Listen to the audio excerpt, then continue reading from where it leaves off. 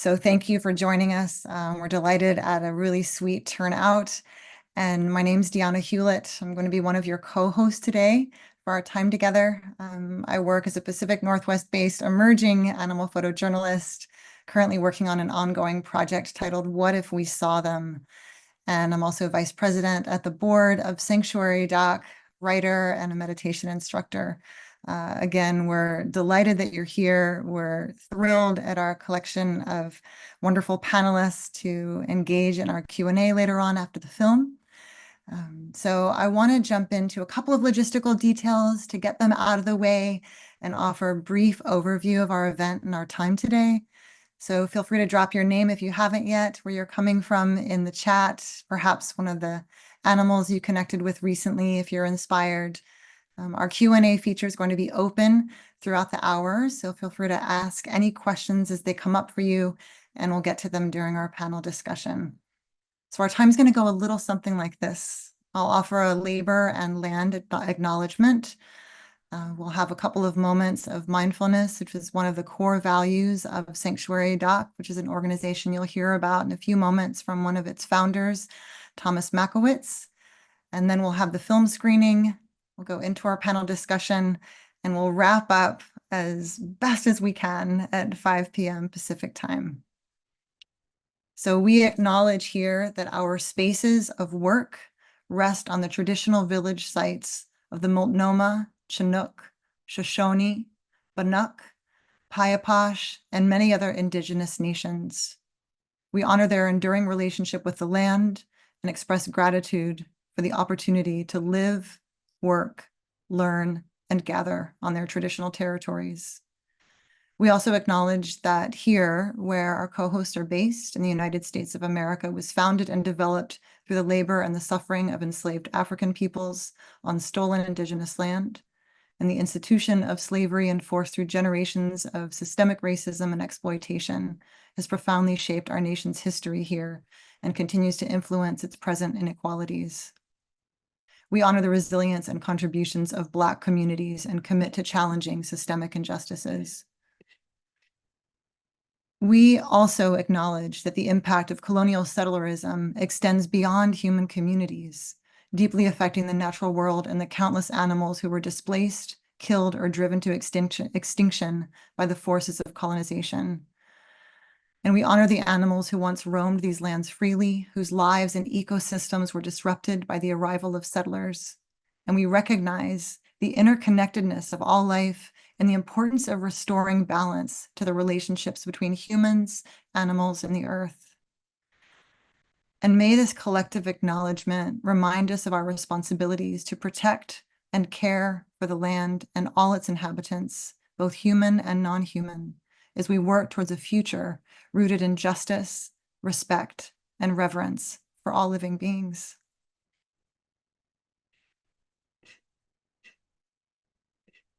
I'd like to introduce my co-hosts today, Emma Schwartz of the International Vegan Film Festival and Thomas Makowitz of Sanctuary Doc.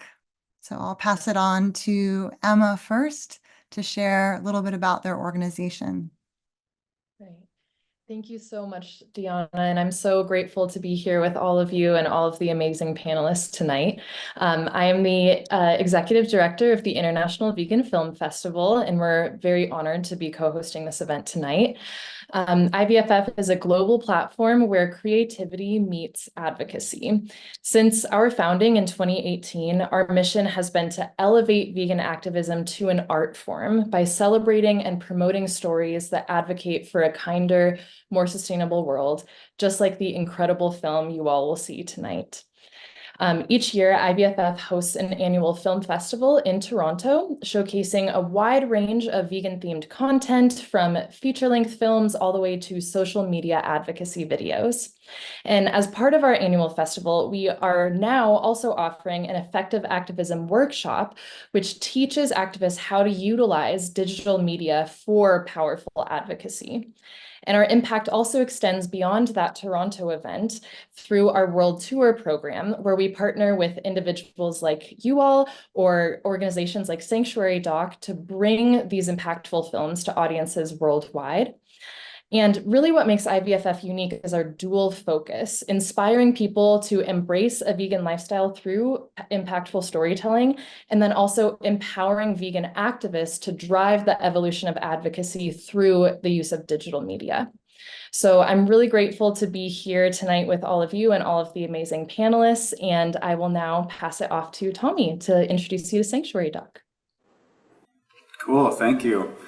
Okay, well, Sanctuary Doc started as a personal project in 2018, which I was going to do the math, I think that's 6 years ago. Turned into a nonprofit last year, and we've been a nonprofit now for just over a year, which is very exciting. Our mission is to tell visual stories of compassion for animals within the world's biggest challenges. So what we want to do is, what that looks like is the film that you're going to see here now that we created for We Animals Media, well, that myself and Sabina Diethelm, who is the co-director, will drop her information in the chat. We created for We Animals Media, and it's a great example of the work that we want to do in Sanctuary Docs. So that looks like short films, photo essays, and articles about issues ranging from war and conflict to animal agriculture, animal labor and tourism, deforestation, homelessness, and a lot of other issues. So the goal for us is to kind of enter these issues through the ways that they impact non-human animals, and then hopefully, as you see the films and photo essays, expand that understanding from non-human animals into humans as well, and see the way that all these issues are intersectional. And we want to do that through kind of giving people examples of how others are doing it. And this film is exactly that. Sarah is probably one of the most inspiring people I've ever met in my entire life. So the work that you'll see that she does in this film is really incredible, and it's the kind of thing that we hope to share with the world. Did I miss anything? Let me look at my notes. I'm not a scripted sort of person, so I'm going to make sure that I hit all my talking points and dropped all the links. Okay, we have to drop a link for Sarah from Hofnar in there, which Soledad already did. Okay, so we're good to go. Click on those links. Meet Sabina, meet Sarah. That's it for me. Thank you, Tommy. Thank you, Emma. Just sitting here and looking at everyone and knowing that our attendees are a part of this conversation is just really, really exciting. So one of our core values at Sanctuary Doc is mindfulness, really nurturing the capacity to be fully present with what's in front of us. And sometimes what's in front of us is really difficult to see. And I think there's something very courageous and empowering that can happen when we actually watch not necessarily films like this. I mean, there are some difficult things to see in it, but when we collectively are able to be with the challenges and the situations that we know the animals face in the world, there's something just almost soothing about that, to be able to do that in a collective. So in that sense of presence, we can feel compassion, and we can actually feel this this collective energy that's possible for the radical changes that we need to see for the animals. So I'd like to lead us in sitting together quietly for a few moments. So if you haven't practiced meditation or anything like that before, I promise I will make it really accessible. So wherever you are, just make sure your feet are on the ground, if that's okay for you. And then rest your hands either on your lap or on your knees. Maybe shift around in your seat. Take a little roll of your shoulders back and down, and if it's comfortable and at ease for you, you're welcome to close your eyes. And breathe a few deep breaths that let you arrive here. Perhaps you let go of the fullness of your day, maybe some of the things you saw or experienced, and allow for some space to open up, even if it's a little bit uncomfortable.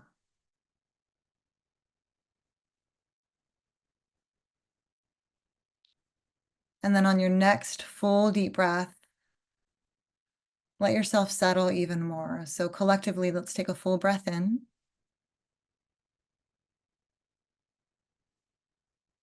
And exhale it out, maybe with a sigh.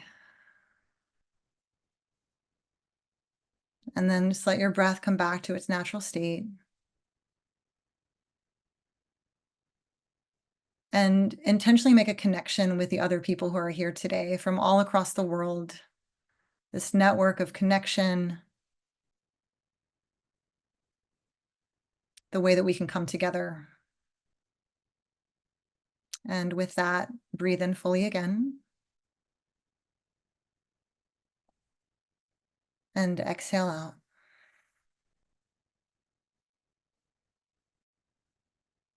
For these next few moments, as you stay here, perhaps again with your eyes closed, imagine in your mind, maybe it looks like a video in itself, maybe it's an image of an animal you saw recently.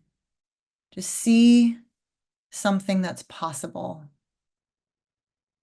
See something that uplifts you when it comes to the lives of animals.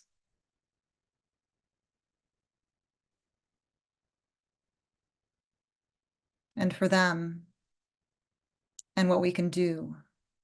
Breathe in.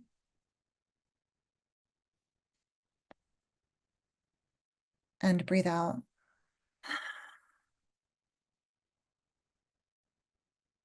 And as you feel ready, open your eyes. And now Transfarming Switzerland.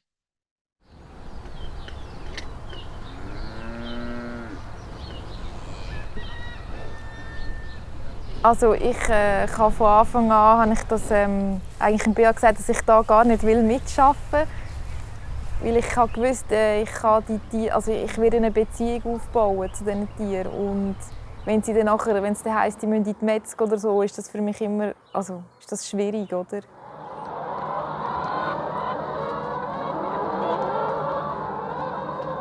Also meine grösste Herausforderung, den Betrieb so zu führen, ist eigentlich, weil es nicht zu meiner Einstellung passt, den Tieren gegenüber. Ja, sie haben uns ein Jahr lang das Überleben gesichert, finanziell. Und jetzt, ja, als Dank tut man es quasi schlachten.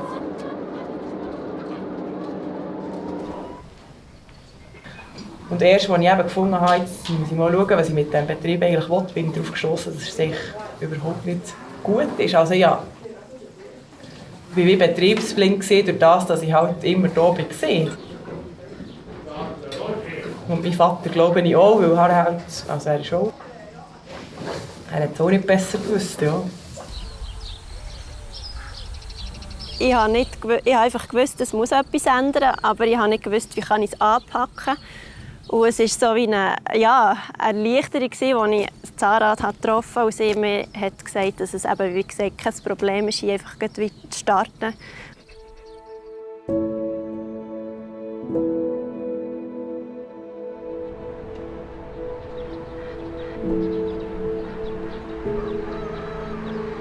A transformation would quickly is the transformation of a farm that used to exploit animals into a farm that is now no longer exploiting animals but still working as a farm.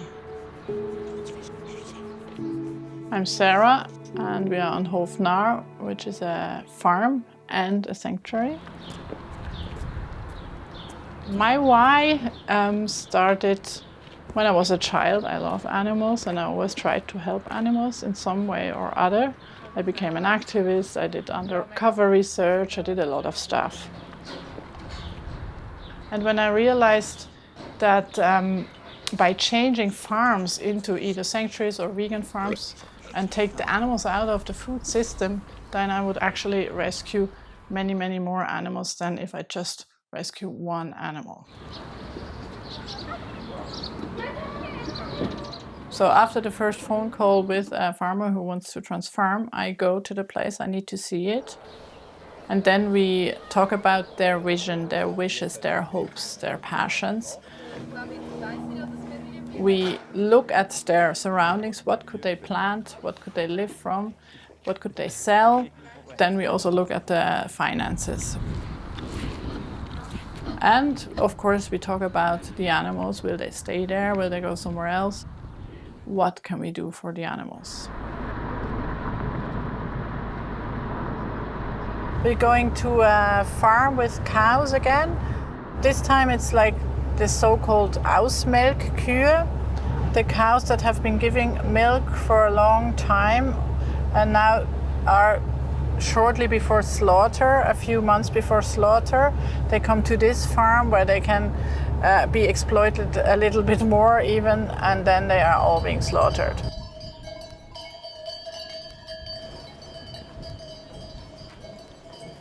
So you fix the tail here and you fix the neck there. Yeah. Right. So they're not very, it's not really comfortable, but it's just how the way it was. Since my grandfather did it, it was the way it is now. And so that's what I want to change now. The main problem with animal industry is the life they have before they are killed. Many of these animals don't get to live any of their needs, just food and water maybe, but they don't see the sunlight or they just see it not very often. They don't get to be with their families. They have hardly anything they need. The whole life, which I wouldn't call life, before the killing is actually the worst.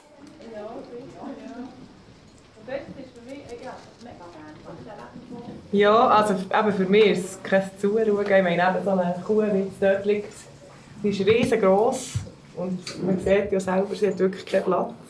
Und noch eine Kuh wie sie ist ziemlich klein, also sie kann gut hier stehen, aber wenn sie liegt, liegt sie gleich außerhalb von diesem Lager und das ist für mich nicht... Also es ist kein Tierwohl so, ja. Also eben für mich ist es keine Möglichkeit, so weiterzufahren, weil es viel schönere Wege gibt, ein Tier zu haben. Ja.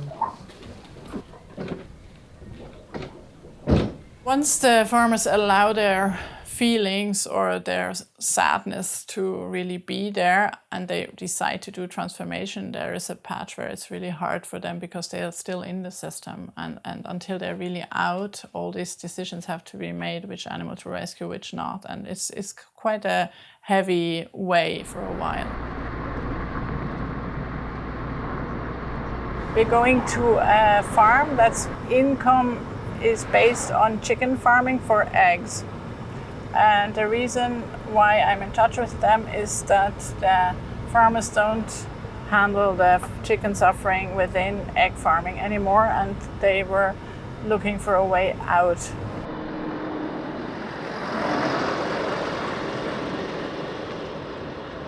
Wir haben einen Biobetrieb mit knapp 20 Hektaren Land, haben vor allem Legehennen, einen 2000er Stall, Ackerbau und noch ein paar Mutterkühe und Schafe.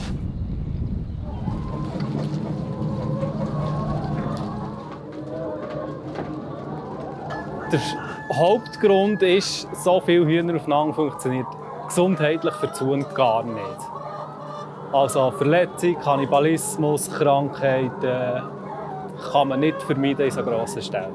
Sagen wir jetzt mal, die ganze Haltung hier wäre super toll, perfekt. Würde uns das gleich noch stören, dass wir einfach die Hühner jedes Jahr schlachten müssen. Für das ein Umdenken stattfindet, braucht es meiner Meinung nach sehr, sehr viel Aufklärung und auch Beispiele.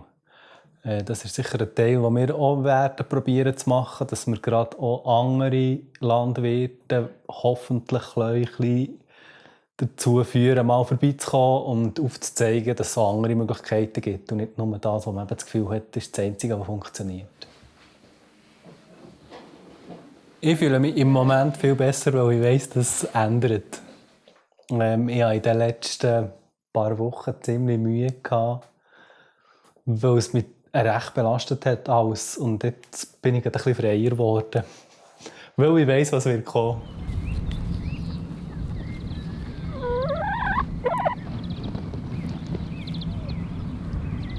a transformation needs to be coherent, like the whole system needs to be kind of a peaceful system. You couldn't just say, can I transform the cow's place but have still pigs for meat or something? Or can I just have this whole place kind of peaceful, but what I eat, no one needs to care?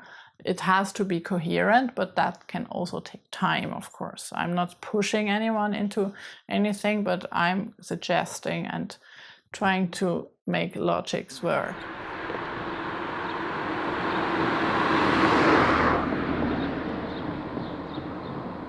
Wir sind, also ich habe den Betrieb seit 2014 und sind seit gut 2 Jahren ein Lebenshof. Was so der Unterschied ist von einem produzierenden Betrieb und von uns jetzt vom Lebenshof, ist zum Beispiel unsere Kühe auf der Weide, die mit ihren Kälbchen, oder jetzt sind sie halt ein bisschen grösser, mit ihren Kindern dürfen zusammen sein. Das Kalb trinkt auch vom Uter, das ist in der Milchwirtschaft eigentlich nicht so üblich. Also da tut man ja die Kälbchen immer separieren. Also meine Eltern haben das eigentlich sehr positiv aufgefasst, auch das gesamte Umfeld im Großen und Ganzen. Meine Mami hat eigentlich immer gesagt, wenn sie im Lotto gewinnt, will sie etwas in die Richtung machen, wie der Hof jetzt ist.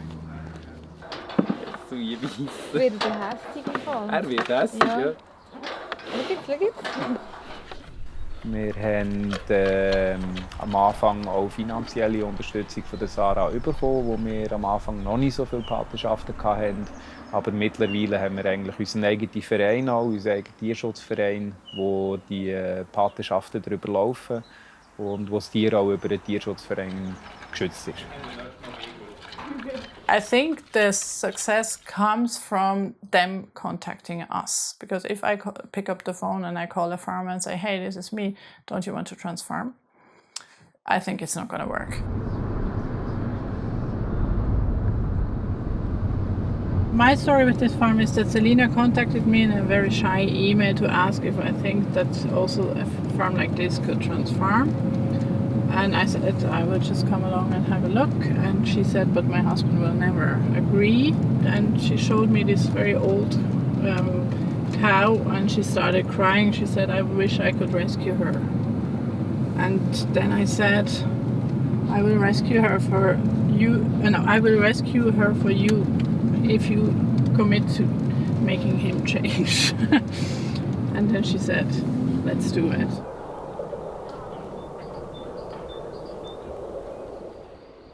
Also es ist so, dass der Hof ja eigentlich meinem Mann gehört. Also ich bin einfach nur reingeheiratet. Und sie haben vorher Mutterkuhhaltung, meine Schwiegereltern. Und ich hatte wie das Gefühl, also ich habe vorher schon kein Fleisch gegessen. Und ich hatte das Gefühl, ja, ich kann wie das verantworten, dass ich sehe, wie die hier aufwachsen und dass sie es ja schön haben. Und dann haben wir das ein Jahr gemacht und ich habe einfach gemerkt, das ist immer wie schwieriger geworden für mich. Ja, jedes Mal, wenn ich wusste, jetzt muss wieder jemand gehen, wieder eine Muni gehen oder eine Kuh, dann habe ich schon wochenlang nicht mehr gut schlafen, ich Klotz auf der Brust gehabt. Und dann habe ich irgendwann gefunden, nein, das geht nicht so für mich. Ich kann nicht mit etwas Geld verdienen, das ich gar nicht unterstütze.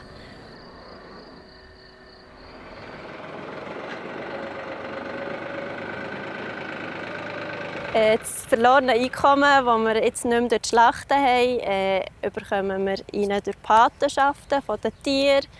Wir haben aber auch andere Projekte am Laufen mit dem Anbauen von Kichererbsen.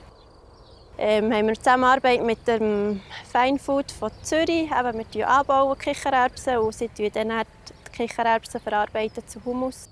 Halt hier nicht Nahrungsmittel eigentlich für Tiere anzubauen und dann werden sie geschlachtet und wir essen es dann, sondern halt einfach so wie der direkte Weg von Anbauen und wir essen, genau. Du musst halt hier, wenn du mit den Kindern hier kannst aufwachsen und ihnen kannst das wie weitergeben, das ist das Schönste, glaube ich. Das Mikrofon. Es ist für mich immer noch, ich könnte immer noch rennen, wirklich für den Moment. Es ist so, Es berührt mich immer wieder so extrem, einfach so etwas getroffen haben wie dich. Wirklich. Ja, also eben, wie gesagt, ich könnte immer wieder anfangen zu rennen. Oh. Du bist wunderbar. The whole process of transformation is also a process of personal transformation. It's like piecework for the people themselves. They get in line with their values. I can see that very much.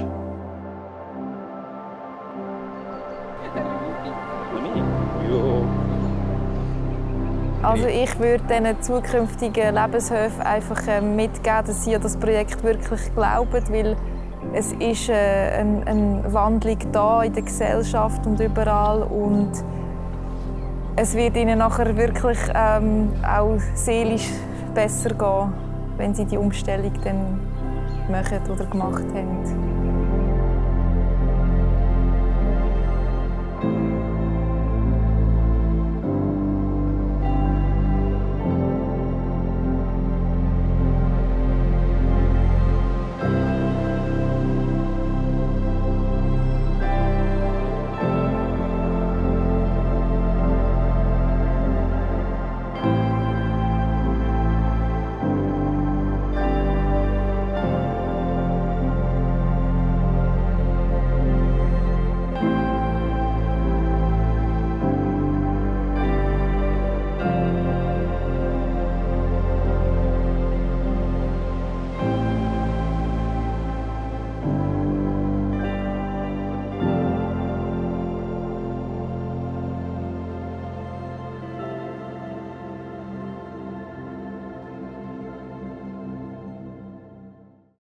Thank you. I've seen the film a number of times already, and each time I feel so moved by especially seeing how the people who are in the process of their farms being changed out of animal agriculture also have this profound experience of healing what they've been through, through the whole process of moving away from raising animals for food and just raising food for food. So I want to open it up for questions. I see a couple of things showing up in the chat, and I'm wondering if you're able to put your questions in the Q&A, but I'll also moderate the chat as well. I see some comments coming in the chat as well. So if you have specific questions for our panelists, who I'll introduce momentarily, please put them in the Q&A. I'll also scan the chat if needed. So we're definitely thrilled to have some outstanding panelists join us today. I want to introduce all of them and then lead in with a question. So I'm going to start by introducing Joanne MacArthur, who is here, who's an award-winning animal photojournalist and founder of We Animals Media, who was the producer of Transfarming Switzerland. So very grateful for Joe joining us today. And then Joyce Tischler. Joyce is affectionately known as the mother of animal law. She's a professor of animal law at Lewis and Clark College of Animal Law here in Portland and co-founder of the Animal Legal Defense Fund. We also have Jonathan Dickstein joining us. He's a professor at Arihanta Institute, where his work focuses on Jainism and contemporary ecological issues, critical animal studies, and food studies.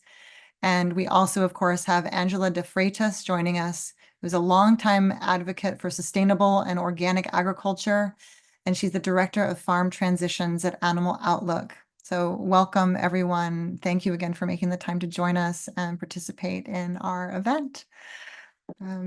So I'd like to bring it to Joe with a question about, considering that Joanne's one of the film's producers, I want to ask what inspired you to back this particular project of Transfarming Switzerland, and what role do films and other forms of creative expression play in animal advocacy? Hey everyone, thanks for being here. And well, what inspired us was Tommy and Sabina, who came to us with the idea and had a very good idea to make a short film about a very inspiring person. And we wanted to invest in Can I call you Tommy or is it Thomas? We wanted to invest in Tommy and Sabina's vision because we want to support short filmmakers and photographers and photojournalists. That's what we do at We Animals Media. We commission a heck of a lot of projects which help get farmed animals out of farming in the long term. But about this story in particular, it's an original story. And yes, there are more organizations dedicated to trans farming. A lot of us here know about this concept and that it's happening in the world, but historically speaking, this is new. There are not a lot of people who are taking this first leap. Like Sarah is a pioneer, and we need stories and films about these pioneers. And maybe Angela will talk with us about some of the people that she's working with as well. And so we need more lots of stories about Sarah and people who are trans farming. I hope that there's a feature film in the works so that we can just continue to reach a variety of audiences to inspire other people to do what she is doing. Just looking at my list here, also, we wanted to commission it because Sarah's vision aligns with us at We Animals. We are a vegan organization, and we want to help, promote the end of industrial farming in every way that we can.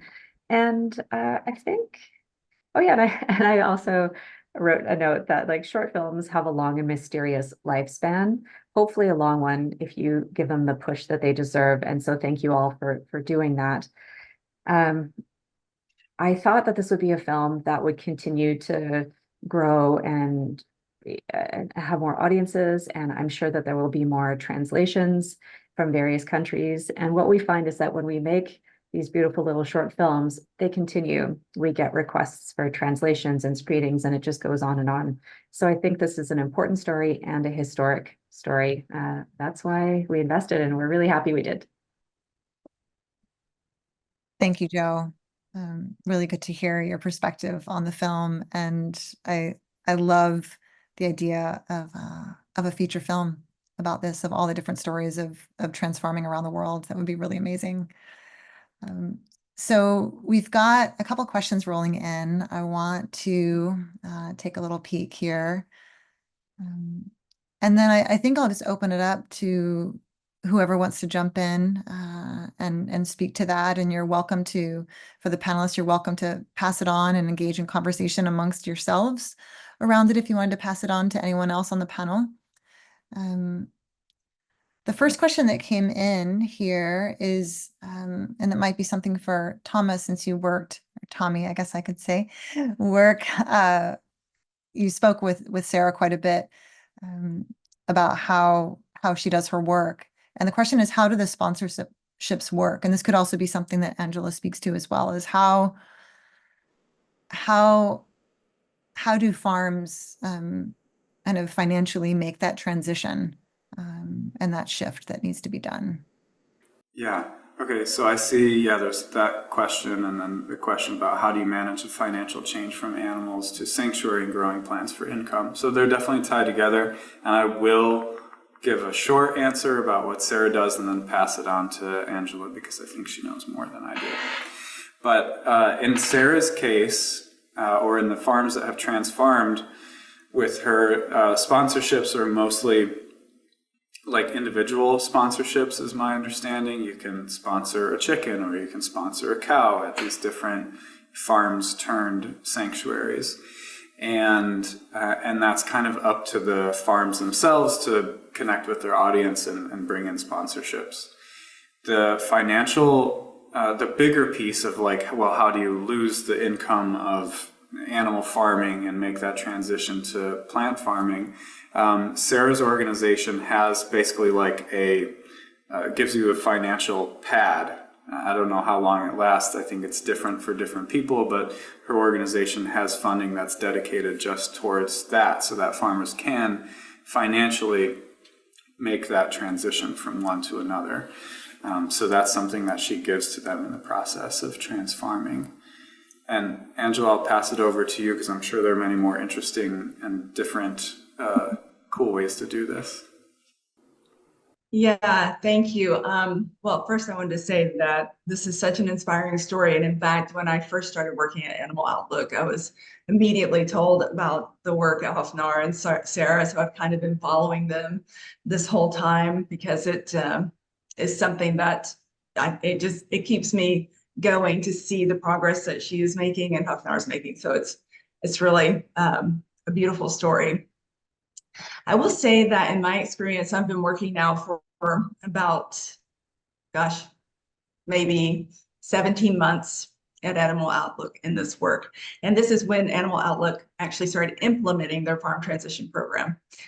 And our situation is quite different. And it may very well be, you know, a US difference because of our size and our style of agricultural production. But at this point, we have farmers reaching out to us, but they are absolutely not reaching out because they've had a change in heart or they have some ethical, you know, conflict happening. They're reaching out because they're in dire financial need. So typically, what happens for us, we're working mostly with poultry right now. The way the integrator system works is that, you know, the farmers are contract workers. So their contract will be suddenly pulled and they will have nothing except for debt. And that debt right now, the farmers that we work with ranges from about $200,000 to $1.2 million. And so they are literally desperate for assistance to figure out what to do and how they can get out of this. They absolutely, every one of them do not want to go back into poultry production. They often say, oh, it's horrible, it's not humane, I don't want to do this anymore. But also they feel incredibly, you know, just downtrodden from the system and the role that they played as farmers. And so we, unfortunately, we actually are not engaged with farmers who are having this change of heart, but we have had an interesting experience, particularly with our transition that's happening in South Alabama, because we have been so present in that community through working with different local organizations, looking for partners, trying to make connections for technical assistance, trying to find markets with the farmer, which includes now the farm to school programs, so getting his produce into the school system. And as a result, we're, you know, people know who we are. I go to the county store now to have lunch with the farmer and they know that they're going to serve me a plate of vegetables. They understand, they now know what vegan is. They understand the concept. And we have, since we started working with this one farmer about 14 months ago, we have since been contacted by five other farmers in the area, which is really exciting, of which 2 of them are still actively in poultry production and the others have already had their contracts canceled. But it's exciting to see farmers that are still in production actively looking for a way to get out of the system. So I'm pretty excited about that, but we just have a very different circumstance, I guess. I think, Angela, you answered a number of questions that have been rolling in, speaking to how transfarming showing up in the US, and kind of what inspires farmers to do that. What you said, that it's not necessarily a change of heart, is definitely interesting, especially compared to what we saw in the film. But it also kind of makes me think about people who choose to go vegan for health reasons, but then start to see animals differently after not eating them anymore, you know, not participating in that anymore. And so I wonder if it's just like, however we can get there, whatever angle and entry point that there is, it is heartening to hear that they don't want to do it for those reasons, that they know that they're implicated in something that is, you know, clearly financially unsustainable, but more importantly, you know, kind of ethically, morally, kind of unsustainable and unfounded as well. So a couple of things. Go ahead. Yeah. Yeah. People need to understand that this is not some age-old wisdom of how to farm, that the industry has changed radically within a period of about 70 years. And the kinds of people that Angela's described got caught in the system. There are massive corporations, Tyson, Purdue, you know the names, JBS, Smithfield, and they're totally in control. And these people are saying, I'm heavily mortgaged. I built this massive building. I don't want to be doing this. Now I'm in financial ruins. And this is a system that hurts not only the animals who are horribly hurt, and that was well described in the film. They don't get to live a natural life at all. They don't get their needs met. But the people who are stuck with these contracts, the neighbors who have to deal with the sewage, with the bad air, with the bad water, the workers in places such as this, and the workers in slaughterhouses, the environment, it goes on and on and on. Nobody's benefiting from this system except Tyson, Purdue, and these massive corporations. So I just wanted to offer that perspective. Absolutely. Thank you. Thank you so much, Joyce. Before I dive into the questions again, I want to hear a little bit from Jonathan. It's kind of your perspective on the film, kind of from the food ethics standpoint. Anything you'd like to share from what you've heard so far? Yes, thank you, Deanna. That's a wonderful panel to be a part of.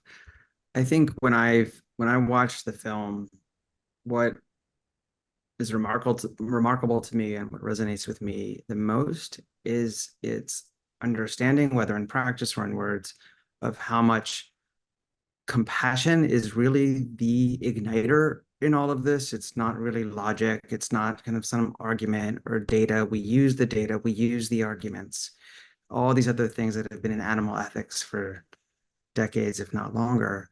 But specifically in kind of Jainism and other traditions I study, is this idea that we start from compassion, we start from felt kinship, we start from how art shows this to us, ignites this to us, and from there is where we get to morals or ethics.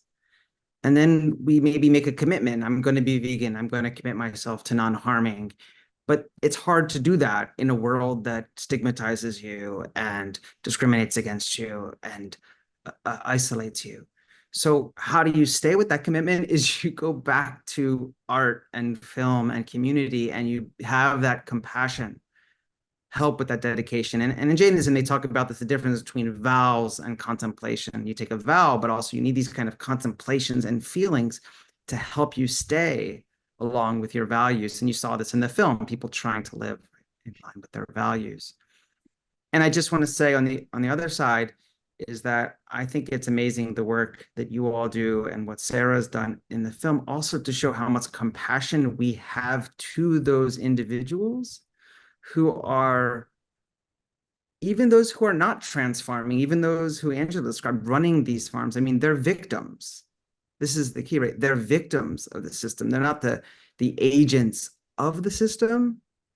Even if at a certain point you try to exercise some agency and some resistance, but I really find that what is forgotten sometimes because of how urgent things are and how dire things are is the need for this compassion. And I think this is where art, this is where inspirational figures really comes in.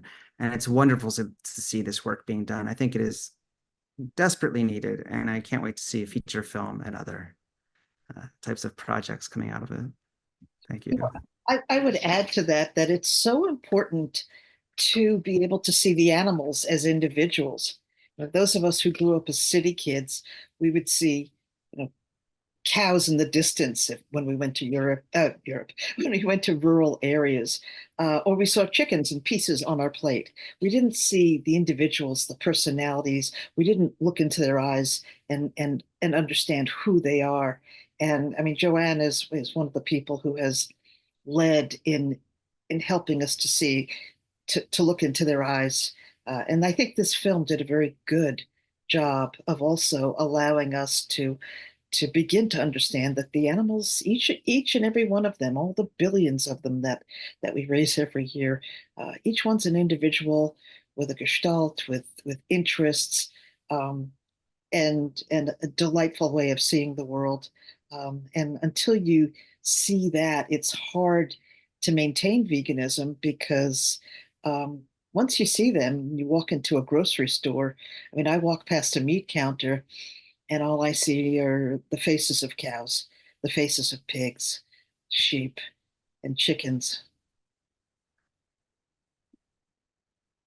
Thank you for your comments and your reflections, Jonathan and Joyce. Truly, I think that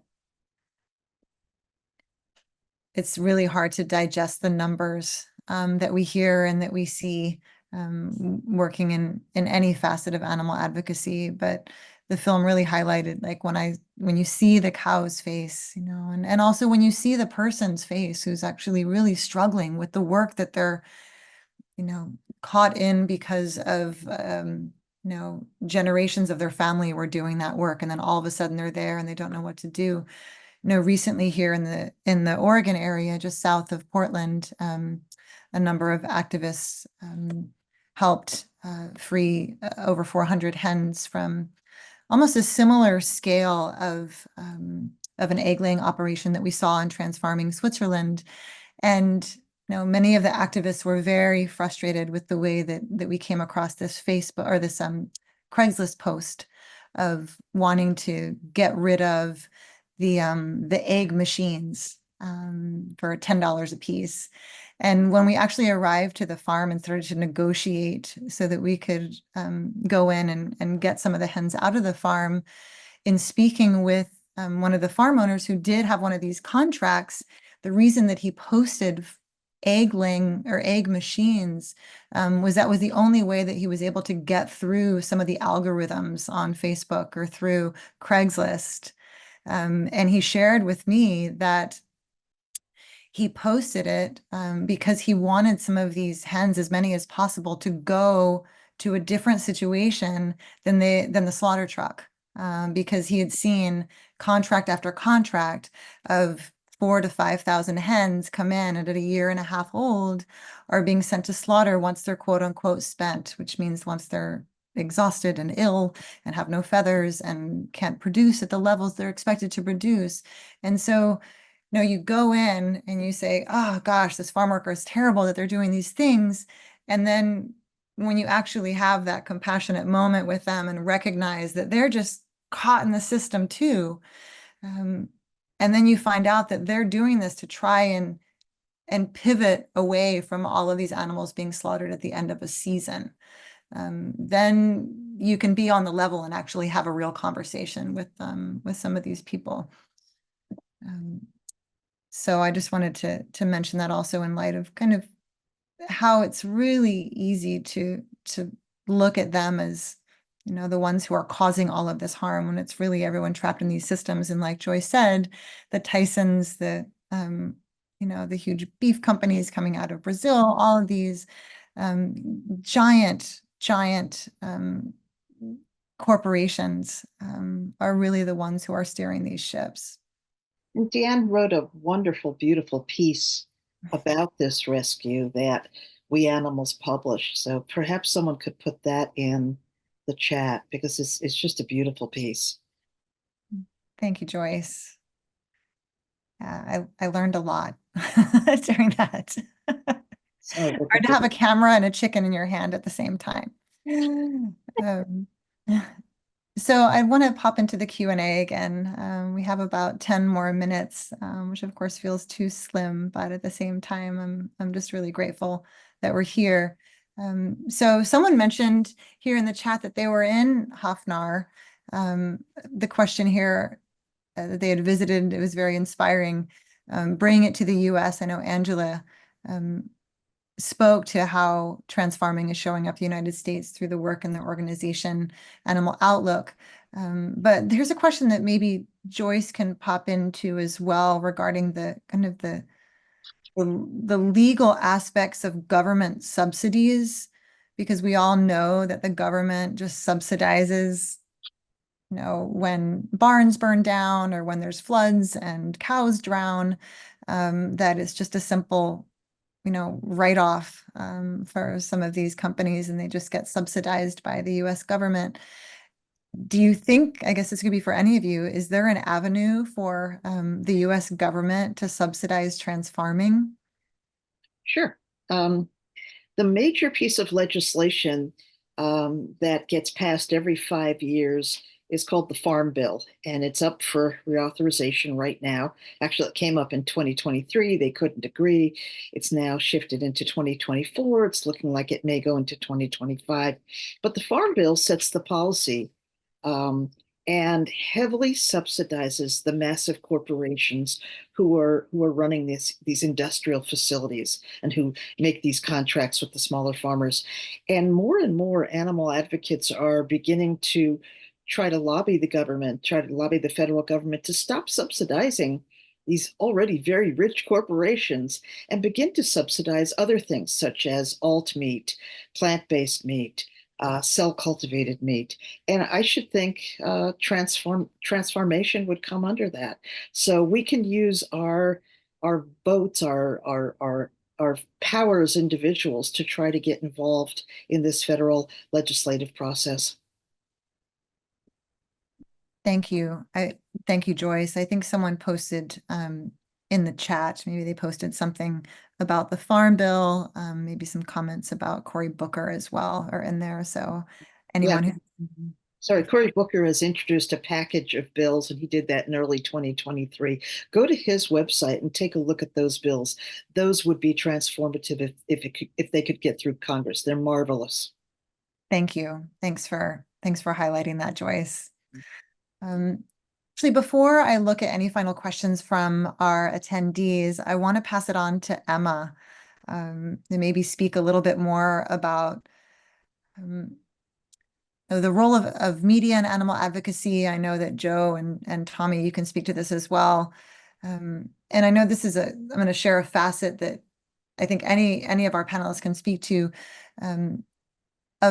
of the balance between seeing the images that are really challenging to watch and the circumstances that the animals face, and then the stories of these kinds of change, of progress and change, and how they balance each other within media. So if you could speak to that, Emma, I'd really love that. Yeah, thank you so much, Deanna.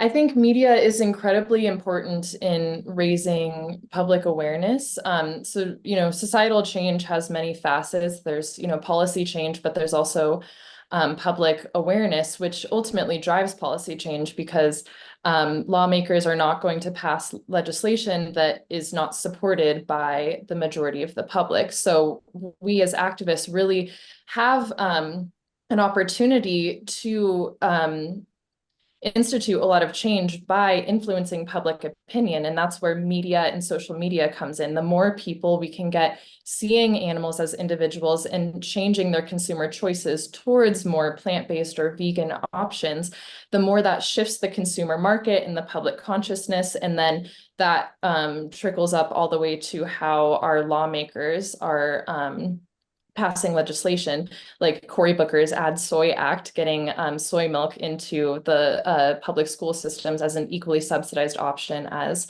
cow's milk. So media is a really powerful tool for influencing public opinion, which ultimately drives all other forms of social change. So yeah, all the work like this film is so important for helping people transform their perspective on animals, transform their perspective on food, so that we can shift public consciousness in the consumer market towards more plant-based and vegan products. And work like, We Animals Media is doing such an amazing job at shedding a light on the reality that those animals face. And then on the flip side, films like Transfarming Switzerland are so important for showing that hope, to say there is a hopeful future where animals benefit, where people benefit, and the environment benefits. So I think we need that balance of showing the reality of the current state and you know, the horrible violence that is inflicted upon these animals, but we also need to give people hope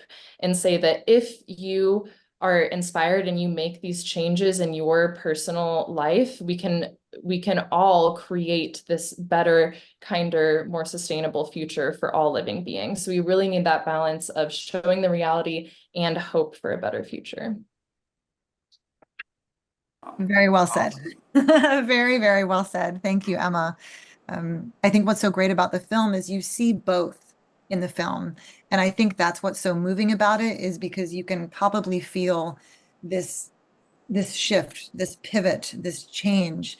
And I think so many of us in animal advocacy are really longing for that. And I think what's great about films, I think photography is fantastic medium, but with films, you actually can really see that shift take place within the animals and within the people.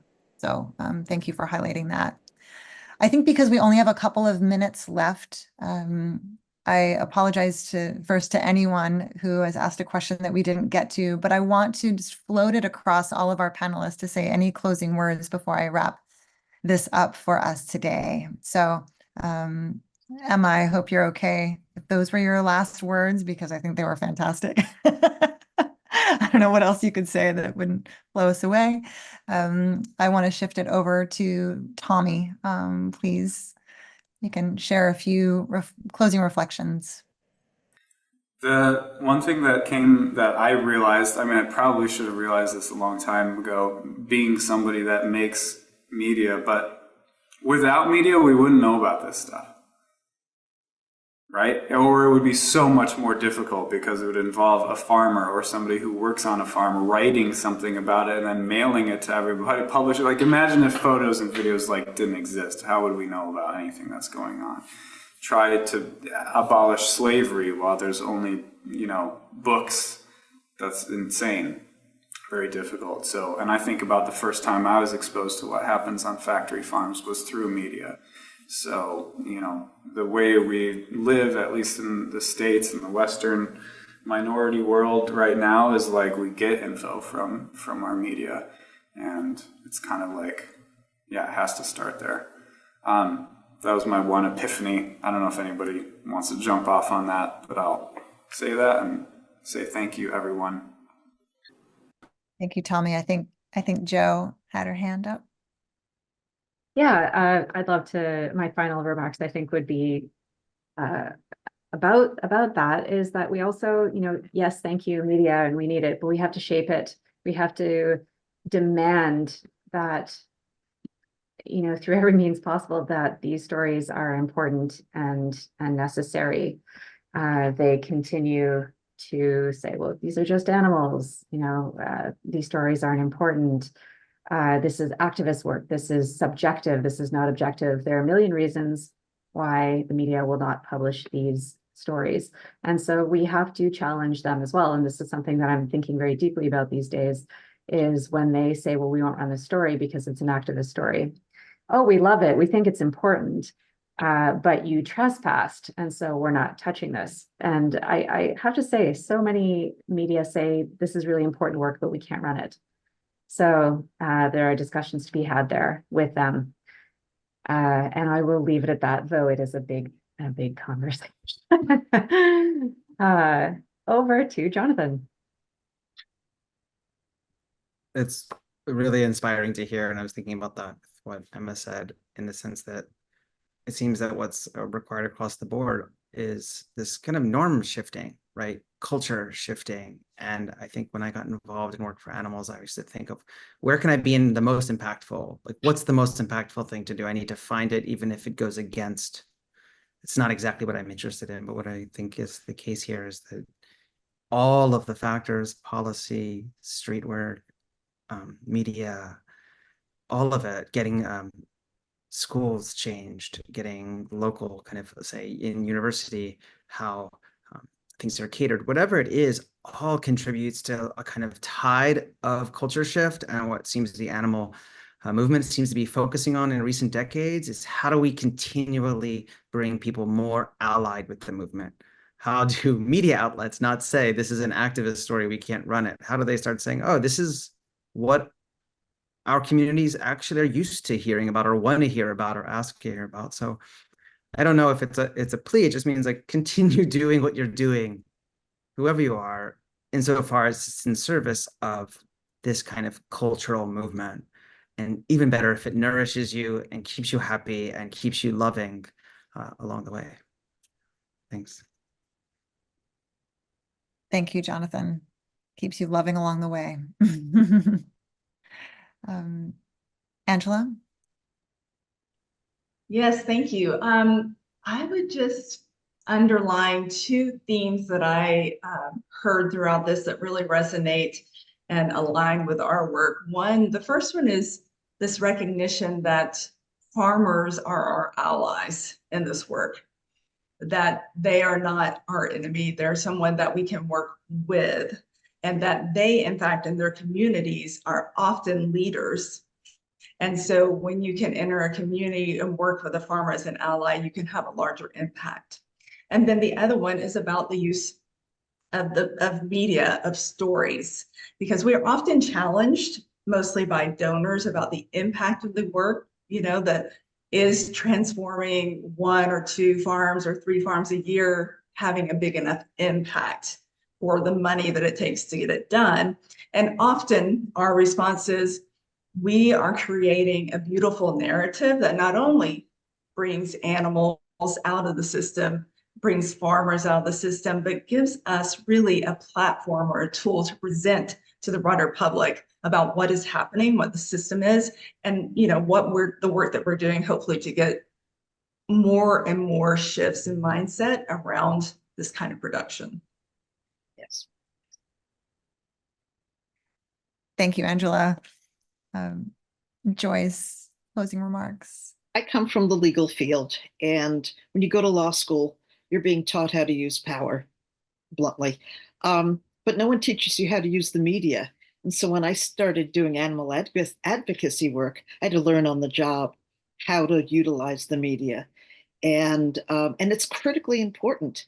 And documentaries like this are very important.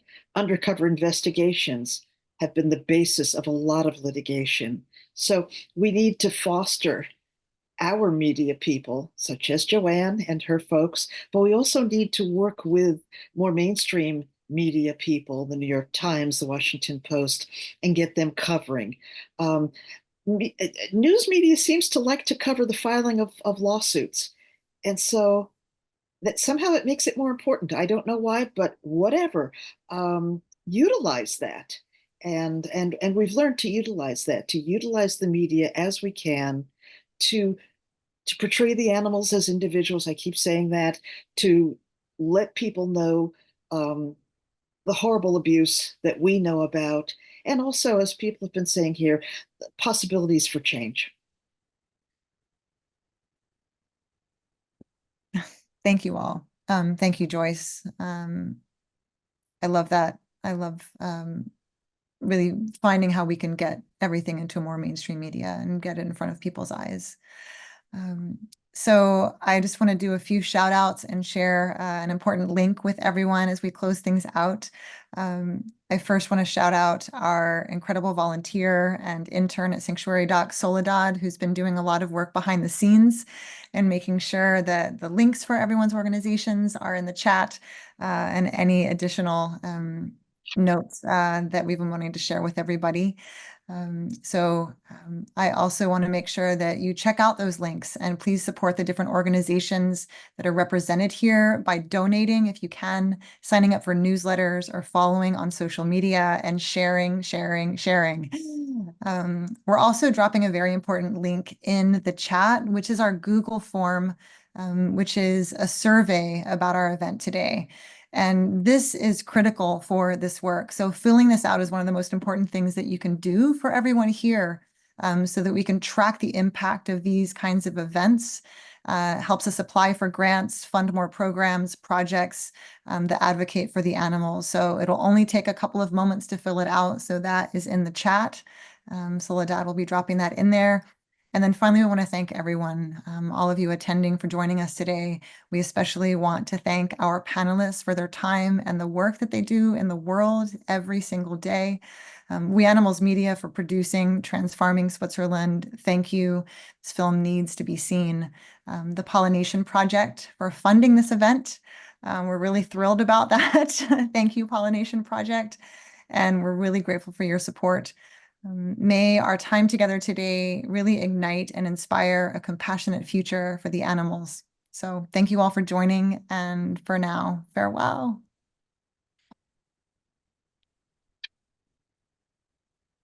Thanks, everyone. Thanks, everyone. Deanna, thank you for hosting. Yes, lovely. Thank you. Deanna. We'll see you again soon. Thank you, I'll circle back to everyone, I imagine, very soon. Bye. Okay. Thank you. Thanks, everyone.